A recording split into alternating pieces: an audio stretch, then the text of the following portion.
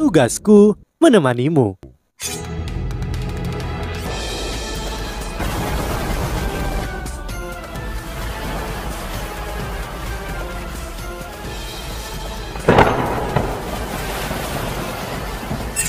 Hai sahabat Pasuk, kembali lagi bersama alur cerita versi novel Solen 2 Sekte Tang yang tak tertandingi. Jangan lupa like, subscribe, dan nyalakan tanda lonceng. Mari kita lanjutkan. Tianmeng ternyata jauh lebih lambat dalam menyerap es dibandingkan dengan permaisuri es ataupun permaisuri salju.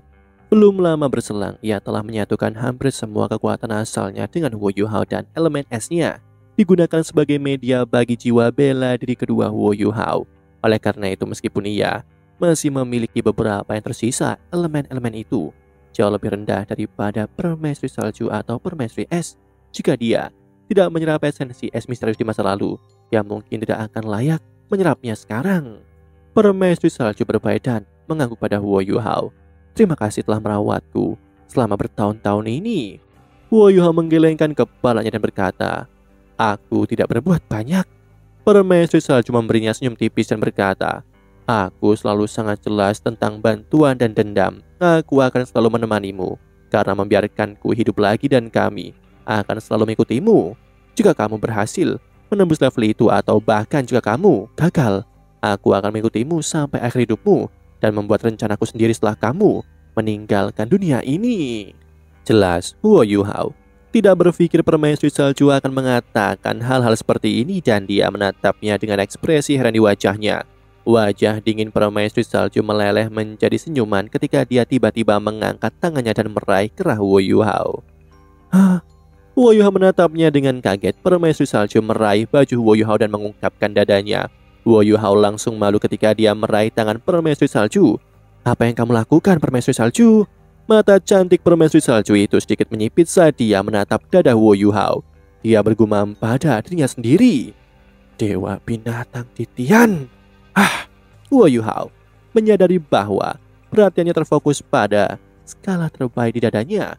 Rasa malunya surut ketika dia melepaskan tangan permaisuri salju. Tangan permaisuri salju halus tetapi dingin, seperti salju lembut dan es yang tanpa kehangatan namun sempurna dan tanpa cacat.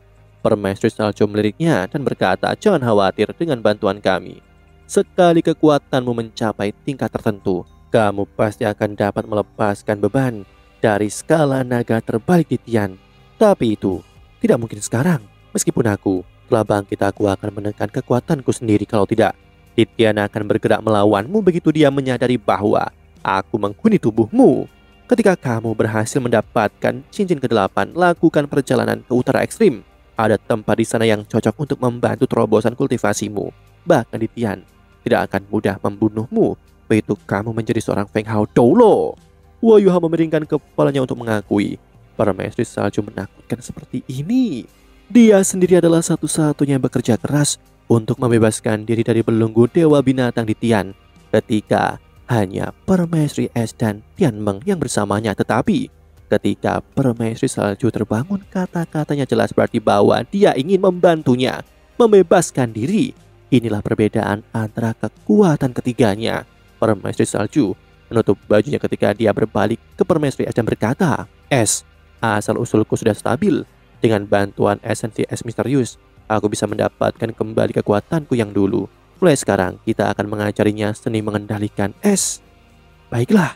Permaisuri es mengangguk ketika dia setuju. Permaisuri salju berbalik ke arah Wu Yuhao dan berkata, terakhir kali, kamu terlalu lemah, jadi kamu tidak bisa mempelajari ini bahkan jika kami memang mencoba mengajarimu.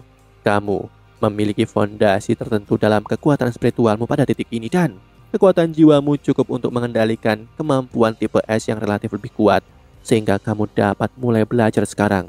Kamu harus menerobos untuk menjadi seorang Feng Hao Doulo dalam waktu 2 tahun. Setelah itu, kamu harus bekerja keras untuk itu. Wu Yuhao mengangguk. Dia tiba-tiba menyadari bahwa keyakinannya bahwa permaisuri salju mungkin akan meninggalkannya setelah dia bangun sepenuhnya salah. Dengan permaisuri salju dan permaisuri es memberinya petunjuk, jika kemampuannya untuk mengendalikan es dapat terus meningkat, kekuatan keseluruhannya pasti akan mengerikan. Wu Yuhao memiliki jiwa bela diri kembar, tetapi jiwa bela diri utamanya adalah mata rohnya. Meskipun dia telah menemukan 3 keterampilan Haodong tertingginya, Keterampilan itu memiliki dasar dalam kekuatan spiritual dan kemampuan tipe S-nya. Semuanya murni disalurkan melalui keterampilan jiwanya. Kontrolnya atas S dicapai terutama melalui kekuatan spiritualnya untuk mengendalikan unsur-unsur S. Metode yang dibicarakan oleh permaisuri salju jelas tidak begitu sederhana, dan itu pasti akan menjadi kekuatan yang mengerikan. Tianmeng relatif lebih lambat dalam menyerap esensi es misterius. Dia berhasil menyerap satu setelah beberapa saat, meninggalkan 15 pilar. Permaisuri salju berkata, kamu juga harus menyerap beberapa. Ada bintang. Rumput es misterius ada bintang bergoyang di bahu Huo Yuhao dan meluncur. Itu terbang di sebelah Tianmeng dan mendarat dengan stabil di tanah. Ia menggelengkan kepalanya dari sisi ke sisi saat melepaskan lingkaran warna biru untuk membungkus pilar.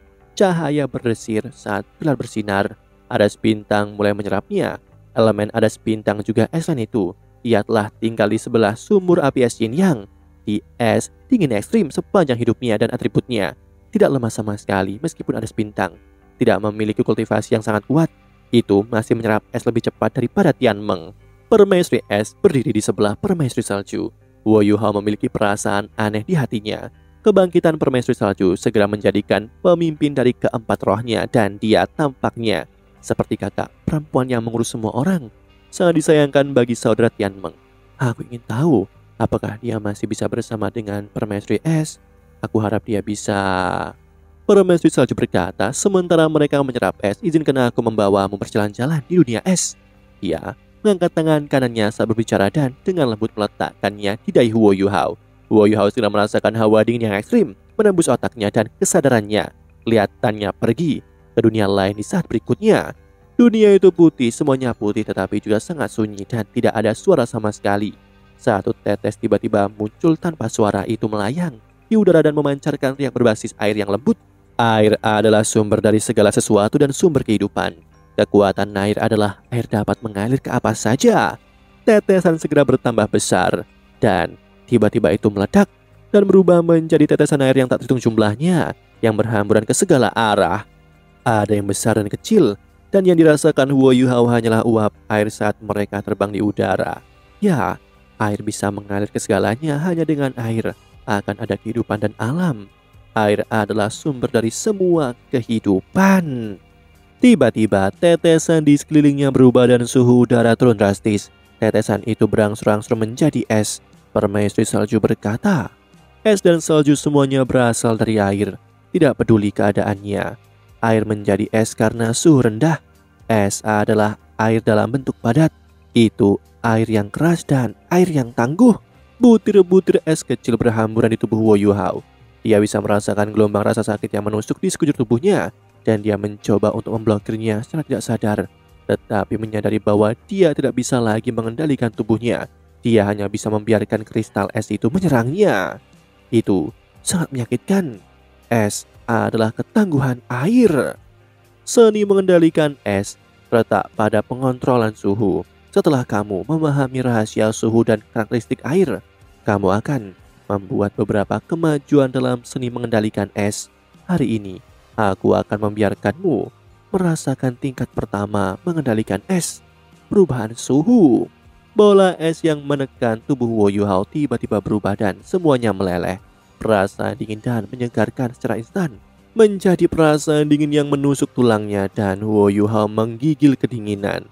Air yang membeku menjadi es akan melepaskan panas dalam jumlah besar, sedangkan es yang meleleh ke dalam air membutuhkan panas dalam jumlah besar. Karena itu, kamu tidak akan merasa dingin begitu cepat ketika es menekanmu, tapi es itu akan menyedot panas dari tubuhmu ketika mencair, dan kemudian dingin akan datang. Kata-kata permaisuri salju bergema di benak Huo Yuhao. Dia tiba-tiba menyadari bahwa dia tidak pernah benar-benar mengerti es. Meskipun dia memiliki es pamungkas, dia telah mengabaikan banyak hal tentang asal-usul es. Dingin bukan hanya tentang mengendalikan suhu. Lebih penting lagi, itu mewakili pemahaman tentang es itu sendiri. Keputihan di sekitarnya menghilang di tengah-tengah keheningan. Huo Yuhao kembali ke gua es misterius, namun ia telah memasuki kondisi pencerahan pada saat ini. Permaisuri salju tidak banyak mengajarinya, tetapi dia berbicara tentang fondasi dan akar. Permaisuri es memandang permaisuri salju dengan senyum tipis di wajahnya. Aku tidak pernah berharap kamu menjadi guru suatu hari. Permaisuri salju tersenyum tipis dan berkata, bukankah aku pernah menjadi guru bagimu sebelumnya? Permaisuri es mengambil beberapa langkah ke depan dan meraih salah satu tangan permaisuri salju dan berkata, Salju, aku sangat merindukanmu. Senang sekali kamu kembali. Permaisuri salju menjawab, kamu gadis bodoh. Kamu beruntung dan bahagia entah aku di sini atau tidak.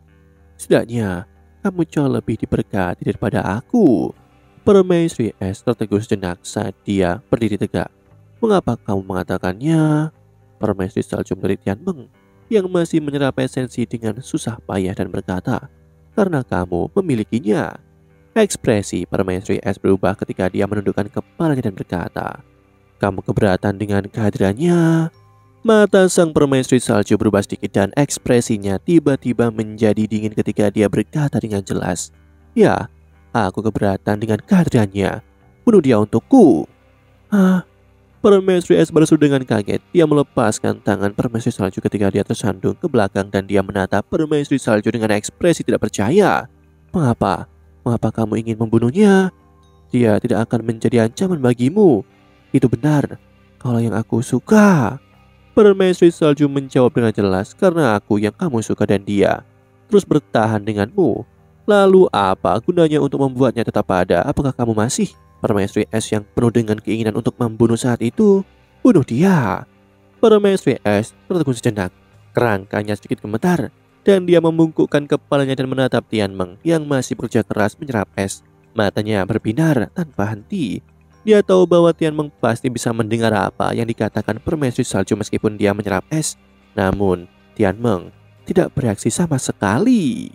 Permaisuri salju berkata dengan jelas, dia tidak berguna. Dia adalah cacing es dan dia hanya berhasil mengumpulkan beberapa kekuatan dengan mengendalikan hidupnya yang panjang karena dia menyerap esensi es misterius. Namun, kekuatannya diserap oleh dewa binatang di Tian dan para monster hutan Stardo. Dia menyatu dengan Huo Yuhao sesudahnya dan belum lama ini dia menggabungkan semua asal spiritualnya dengannya. Saat ini, dia sama sekali tidak berguna. Membunuhnya tidak akan mempengaruhi kita dan tidak akan mempengaruhi Yuhao. Kita bisa bersama tanpanya. Tunggu apa lagi es? Lakukanlah. Aku... Permaisuri es menggigil kuat ketika kabut berair muncul di matanya yang indah. Permaisuri es sangat berkonflik saat dia berdiri di sana. Tianmeng yang sangat mencintai dia berdiri di belakangnya sementara permaisuri salju berdiri di depannya. Apakah aku harus benar-benar memilih di antara mereka? Bagaimana mungkin dia tidak merasakan betapa baiknya Tianmeng padanya? Dia telah menghabiskan setiap hari dengan Tianmeng sejak dia pergi ke Huo Yuhao. Binatang roh tingkat atas juga punya perasaan dan pada saat ini permaisuri salju memintanya untuk membunuhnya. Bagaimana mungkin dia tidak berkonflik? Salju, tidakkah kamu mengatakan sebelumnya bahwa dia sangat baik padaku dan bahwa aku harus... Permaisuri es berbicara dengan suara bergetar. Permaisuri salju berkata dengan jelas, itu sebelumnya aku tidak bisa memberimu rasa aman saat itu dan aku tidak bisa bersamamu, tetapi sekarang berbeda dan aku telah kembali. Tidak ada orang lain di dunia ini yang lebih cocok untuk melindungimu daripada aku. Keberadaannya hanya akan menjadi gangguan bagi kita ketika kita bersama. Aku tidak ingin melihatnya. Kenapa kamu tidak bergerak? Salju. Permaisuri es memprotes dengan susah payah. Permaisuri salju berkata dengan dingin, itu berarti kamu tidak bisa untuk bergerak melawannya, bukan? Tidak apa-apa jika kamu tidak mau, maka aku akan melakukannya. Permaisuri salju melayang ke depan saat dia berbicara dan tiba di depan permaisuri es dalam sekejap.